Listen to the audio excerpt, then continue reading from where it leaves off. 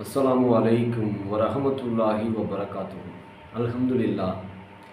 அளவற்ற அருளாளனும் நிகரற்ற அன்புடையனும் ஆகிய அல்லாஹுவின் திருப்பெயரால் ஆரம்பம் செய்கின்றேன். அன்பிற்குரிய சகோதரர்களே, அல்லாஹுடைய பேரருளால் அவனுடைய மார்க்கத்தை அதன் தூய வடிவத்தில் அறிந்து இயன்ற வரைக்கும் பின்பற்றுகிற நல்ல மக்களாக அல்லாஹு ரப்புல் ஆலமீன் நம்மை ஆக்கி அருளியிருக்கிறான்.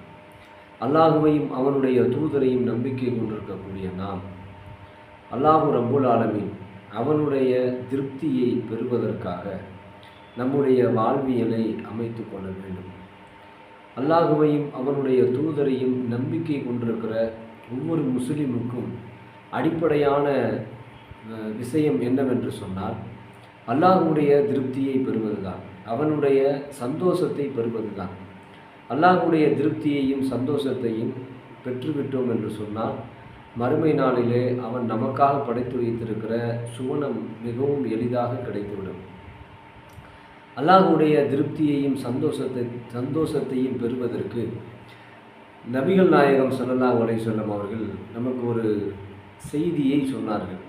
என்ன செய்தி என்றால், யார் ஒருவர் தன்னுடைய பாவங்களை ஒத்துக்கொண்டு அல்லாஹ்விடத்தில் மன்னிப்பு தேடுகிறாரோ அவரை பார்த்து அல்லாஹ் சந்தோஷமடைகிறான் என்று நபிகள் நாயகம் ஸல்லல்லாஹு அலைஹி வஸல்லம் அவர்கள் கூறினார்கள்.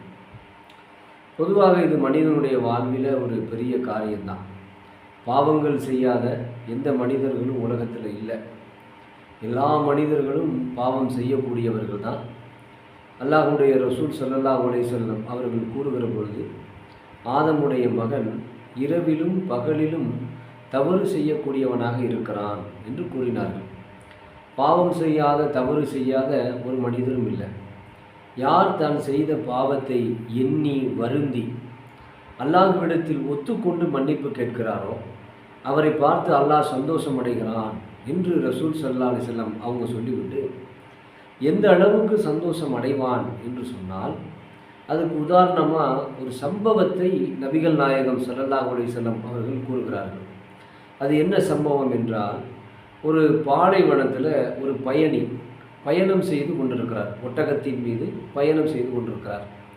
அப்படி பயணம் செய்து கொண்டிருக்கிற பொழுது அவர் இளைப்பாறுவதற்காக, உணவு உண்ணுவதற்காக ஒரு இடத்தில் இறங்கி அங்கே இளைப்பாறி விட்டு உணவு உண்டுவிட்டு லேசாக அயர்ந்து தூங்குகிறார்.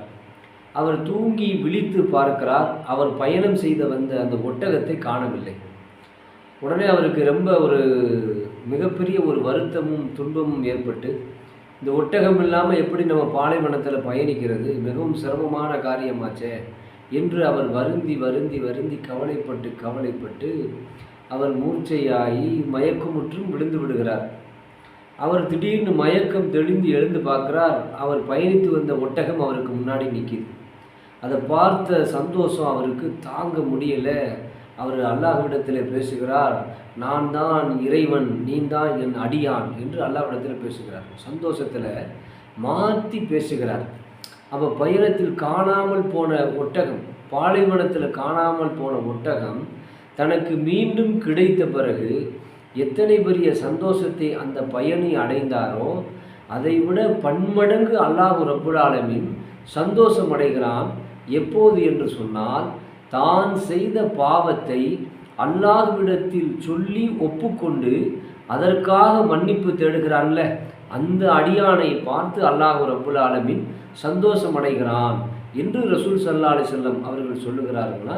நமக்கு வாழ்க்கையில் மிக முக்கியமான அம்சம் என்னவென்று சொன்னால், நம்முடைய பாவங்கள் மன்னிக்கப்பட வேண்டும். அந்த பாவங்களை அல்லாஹ்விடத்தில் ஒத்துக்கொண்டு மன்னிப்பு கேட்க வேண்டும். அப்படி நாம் செய்தோம் என்று சொன்னால் இறைவனுடைய திருப்தியையும் சந்தோஷத்தையும் அடைய முடியும் என்று கூறி என்னுடைய இந்த சிறிய உரையை நிறைவு செய்கிறேன். வாஹிர் அனில் ஹம்துலில்லாஹி ரப்பில் ஆலமீன். அஸ்ஸலாமு அலைக்கும் வரஹ்மத்துல்லாஹி வபரகாத்துஹு.